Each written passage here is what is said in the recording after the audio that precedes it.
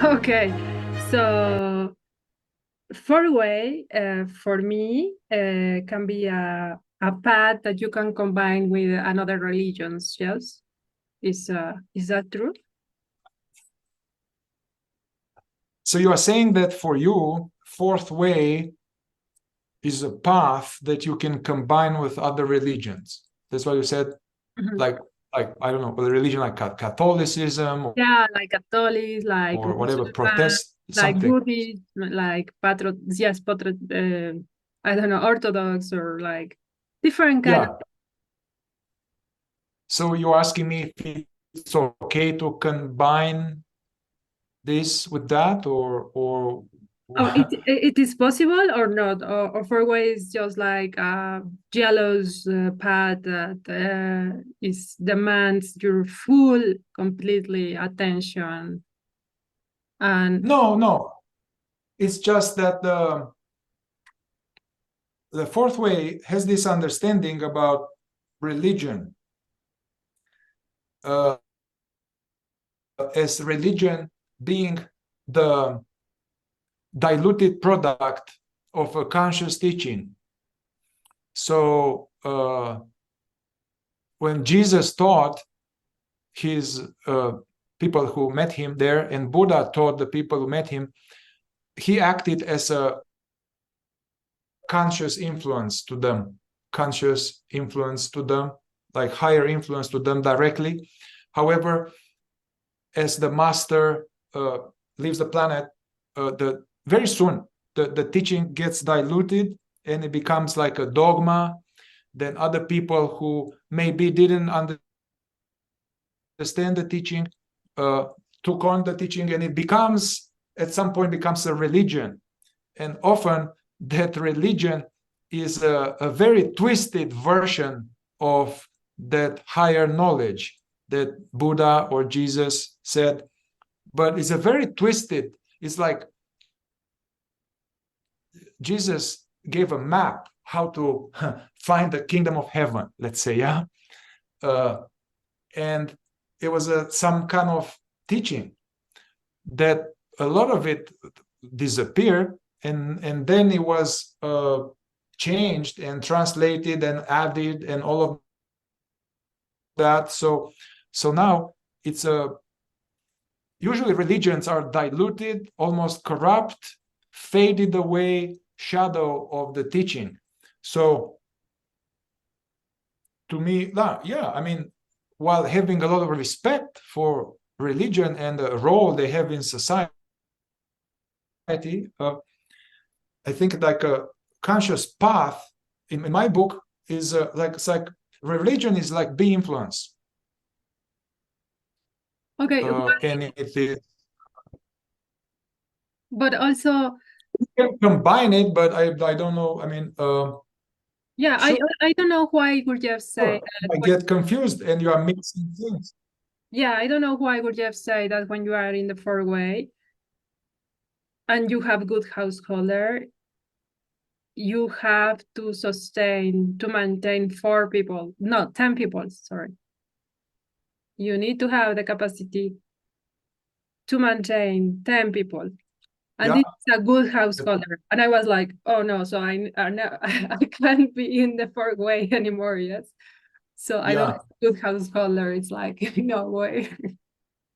That's what he said, huh? Yes. Well, I don't remember exactly the book. I don't, or maybe it was a quote from a Yeah, I student. remember something about that. I think that he, I mean, I haven't talked to Gurdjieff, but what I got is that he was saying, and he was aware that this teaching is hard and complex, and this process is a complex process and difficult process. And the fourth way, he said, it's at a higher level than the level of life. So in order to make use and be practical and beneficial, a study of the fourth way, one needs to be at least at the level of a good householder, which was some kind of somebody who is responsible for themselves. they are responsible for themselves, and they are standing on their own 2 feet, and they already have a mastering to some degree life difficulties. So they have their life together a little bit. So it seems like Gurdjieff, he felt that this kind of person will be a good candidate for the fourth way. I myself, when I found the fourth way, I wouldn't have been a good candidate. I was naive and didn't have my life together, and I was trying to avoid life, and I was naive and idealistic. And I was hard to support myself. Perhaps Gurdjieff wouldn't have talked to me. So I don't know. But yeah. Yeah, like we call it Trump. Yes, the feature Trump. But I don't know if Trump is belongs to the younger people, teenagers, or is a feature that is more when you don't care about anything and you are just there, like, I don't know, you don't even care about the knowledge, you just throw it. Yeah, I think it's a universal psychological pattern. And maybe as we go through life, when we are young, we all go through a phase like that. But it is more than that. It's a psychological pattern where we believe and feel that he believes and feels that nothing matters and everything is the same and nothing matters. And it's all like, oh, doesn't matter, this and this not important. And so basically somebody who has Trump as their chief feature, there's no focus in their life. They are not cultivating anywhere deep, and it's a mess. It's like a mess. Disarray, disorganization, no focus, no direction.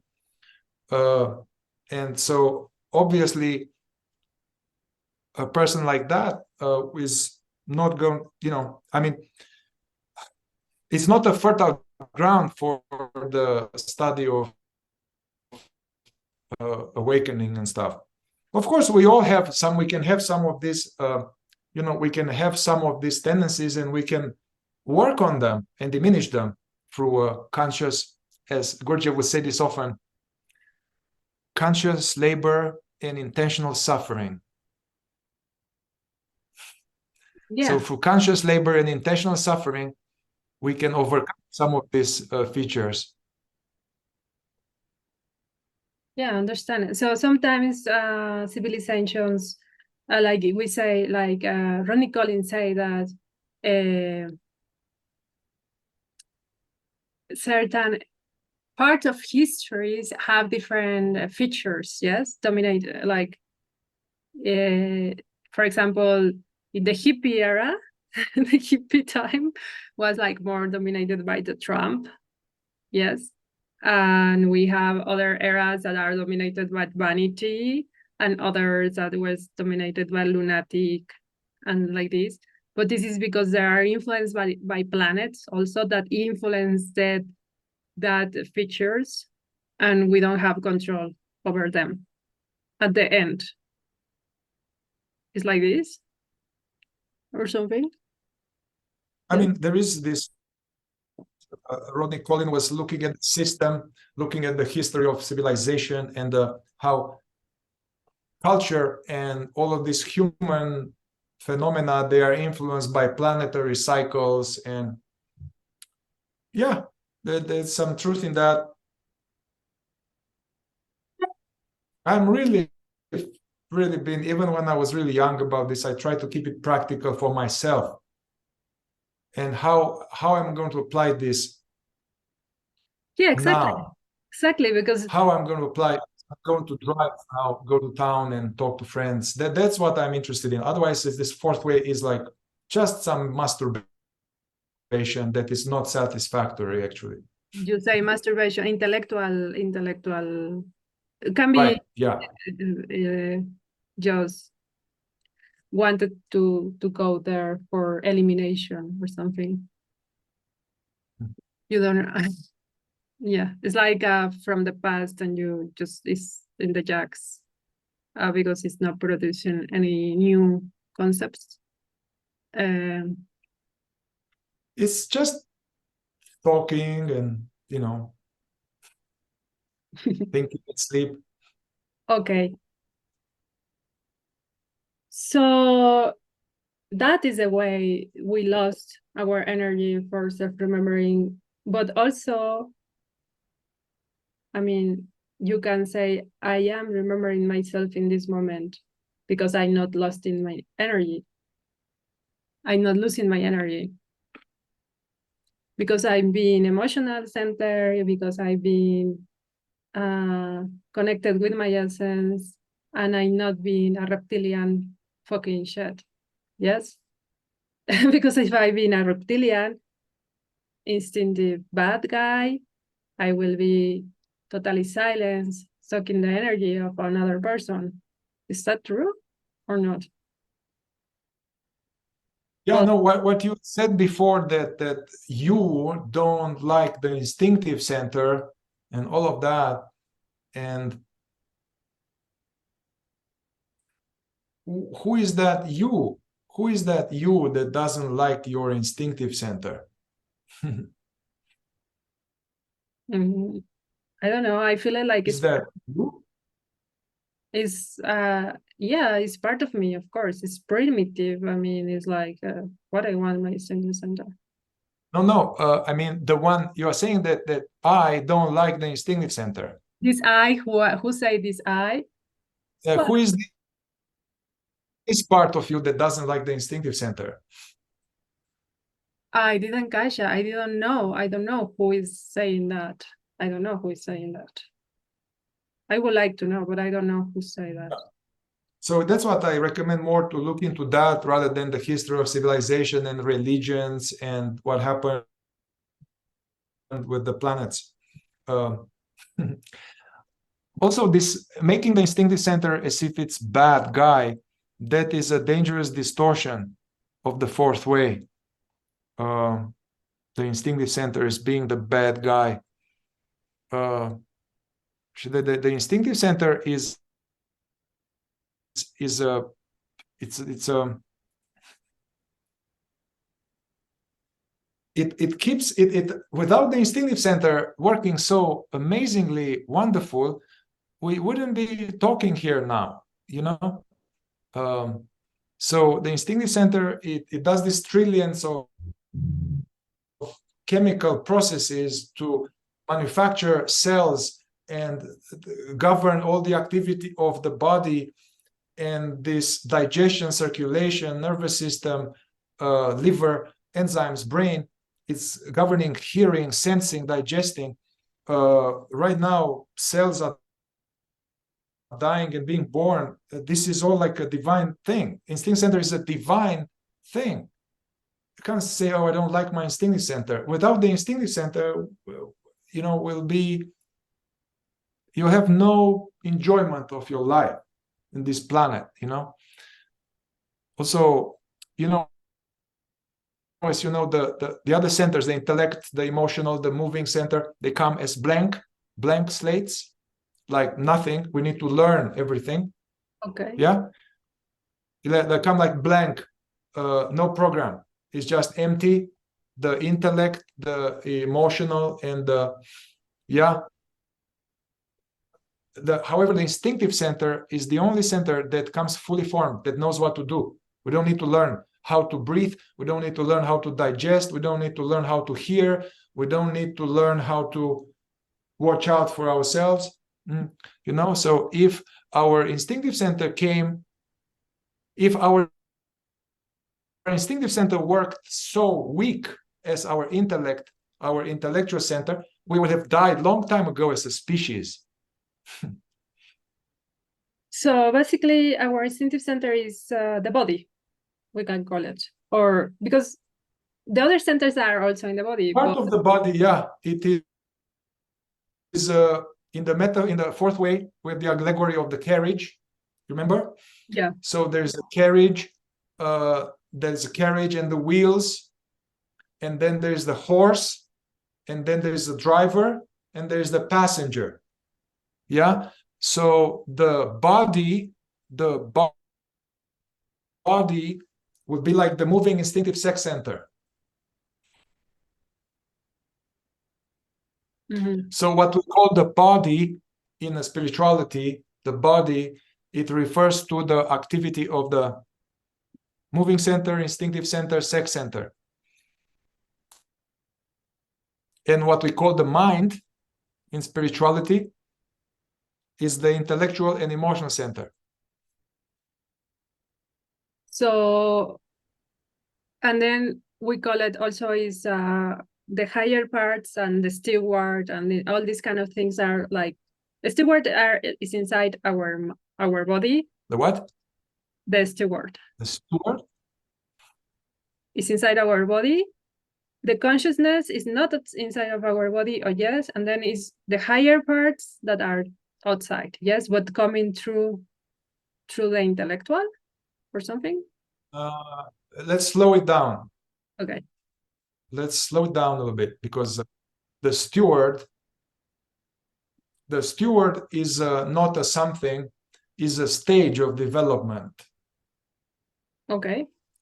The steward is not like a something inside somewhere that is kind of doing something. The steward is a stage of development on the path. Mm-hmm. So it's a stage of development. It's not a something.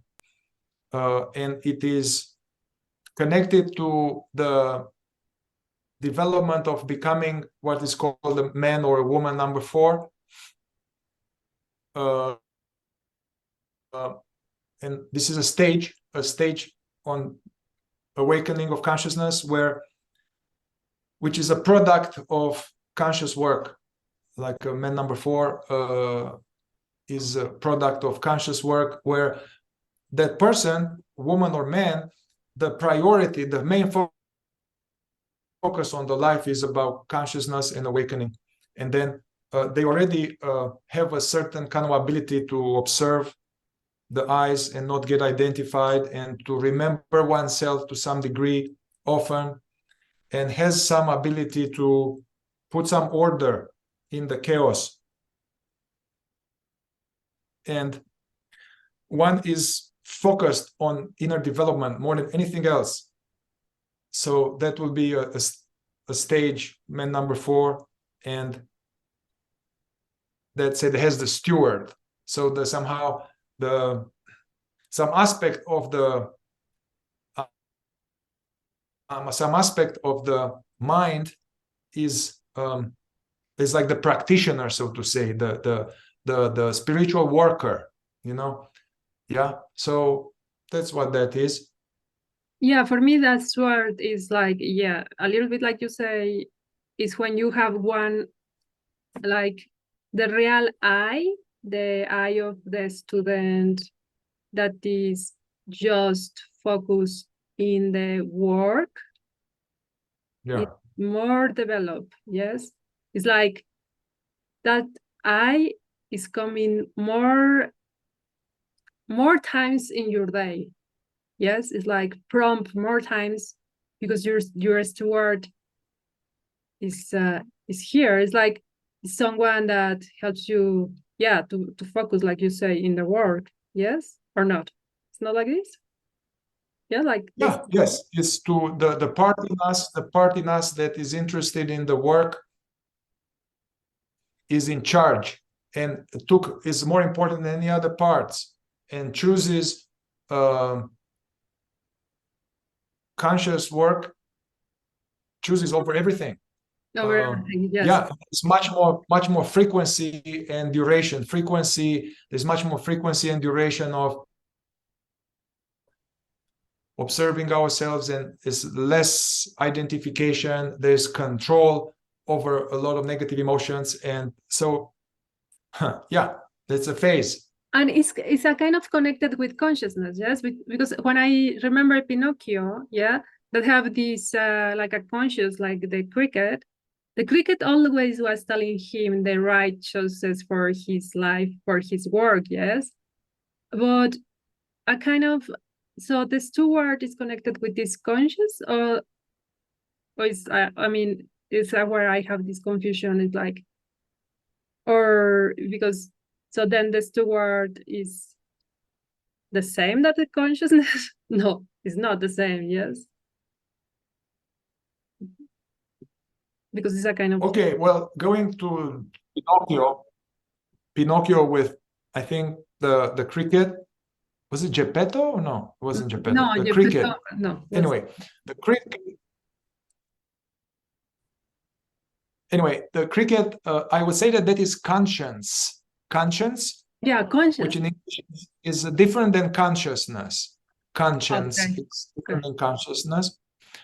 Conscience, it's like some emotional understanding. It's part of consciousness. Basically, the more we become conscious, the more we observe ourselves and remember ourselves, we awaken this knows what is right for me. But beyond the morality and the rules and this kind of rules and ethics, it's some kind of inner compass. So that is like, they say I show up in a way that then later I'm like, that doesn't feel good how I acted there, So it's some kind of, there's some inner compass that if it's active, it shows us when we are acting unconsciously in relation to other people, or when we are acting in a way that's hurtful, or in a way that is not aligned with our values. That's conscience, and it's very important to have this activated, because that's why what's happening in the world with all these wars, they wouldn't happen if the conscience would be awakened, So now consciousness, you're asking me that Steward is connected to consciousness? Unconscious, yes. Consciousness, what I mean by consciousness is that which is aware, that which is aware right now. Okay.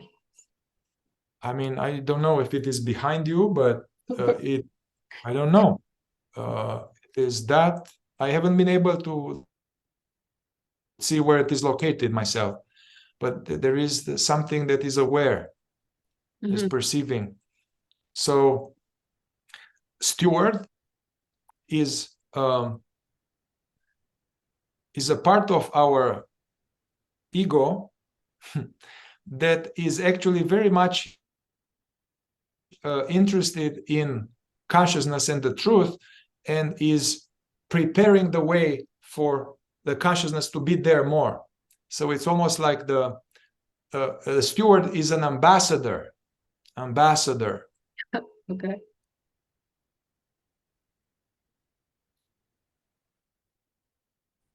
So it may be just like reminding us to be present, this kind of so-called work eyes, this so-called, hey, just watch out, just notice yourself, hey, just shut up, observe, hey, you're getting triggered, notice, what is this about? Hey, come back from imagination. Hey, remember yourself. Hey, let's accept this. I know it sucks, but just shut up and or hey, I need to take a stand now. I don't know. There's this wise advice. Yeah, you're right. There is some kind of this cricket. This cricket conscience ambassador. Yeah, it's very much connected with Steward. Nice. And but I don't know if Ouspensky speak about higher centers. No, yes, just Robert Burton. But... No. This is higher centers. This is a fourth way idea. It's very present in Gurdjieff and Ouspensky, and it's not a Robert idea. Okay. So then, consciousness and consciousness is like higher centers are beyond that, or not? Because I remember when I take the perspective meetings, something that I love, they show you certain cards, yes, and in the top they show you these like how they call it, the jokers, And they say that they are the higher centers, but I don't really know what that means. Okay. Yes. Also remember, this is a map. Yes, the fourth way and the centers and all this thing we're talking about. It's a map. Mm-hmm. Yeah, map that shows a process, internal process of development or awakening of consciousness. So using this map, it is said in the fourth way that in the man, when we are asleep in the second state where we start, these higher centers are dormant. Okay. Dormant. They are sleeping. The higher centers are dormant. They are there, but they are sleeping. And higher centers, from one angle, is and so now ourselves, us, we are living in the second state because the higher centers are dormant. The higher centers are the higher emotional center, and the higher intellectual center. The higher emotional center, it is connected with self-remembering. The higher emotional center is active when we are aware of ourselves. Yeah, we are aware of being and aware of our thoughts, feelings, sensations, our inner workings as well. This consciousness being aware of being, awareness being aware of itself. So the higher emotional center is associated with the third state of consciousness, which is self-consciousness.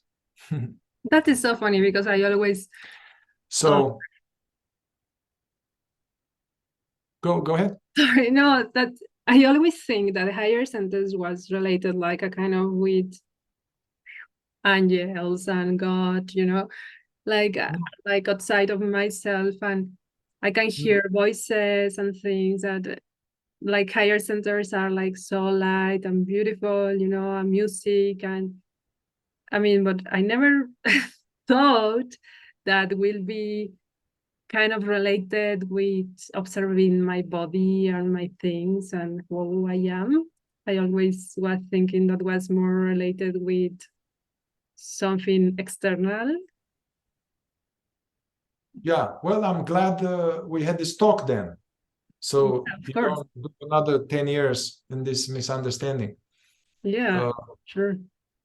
So the idea is that the more through these attempts of self-observation, what I mean by self-observation is will be this aware of the centers, aware of your posture right now, But that's aware of tensions in the body, aware of thoughts, feelings, aware all this observing oneself or being present to oneself. All these attempts at self-remembering, if we persist with it, persist, it activates the higher emotional center. Yeah, so then we are able to remember ourselves more often, and there is some kind of shift of identity from being identified with the mind, with the feelings, with the many eyes. The third state is that identity is that I am this presence. okay. So the more we remember ourselves, the more the higher center, the higher emotional center activates. So let's say for example, something that can activate, well, one exercise that can help me to go to the higher centers or to remember myself is the mantras, yes? Like these chantings that are very pure, beautiful, just chanting them, repeating them, like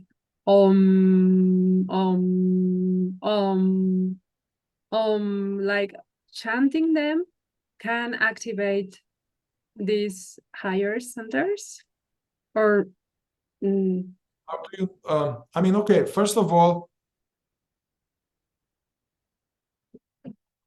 this chanting and mantra are practices from other ways, which is fine. You know, I love, I mean, I was been interested in all the other ways, but usually it's connected with the second way, the way of the monk, more like devotion, or the way of the yogi, mantras and prayers and repetition of something. It's from, those are the paths, and they are useful, they have a function, they are like a technique, a tool to achieve certain something. It's not necessarily a fourth way. It's not a like standard fourth way practice. Usually chanting or mantras, they have the effect of quieting the mind. Usually the mind, the monkey mind, is all time in imagination. The intellectual center is hijacked by all of these eyes. And so the mind is chewing on all these bones of past and future bone. Yeah.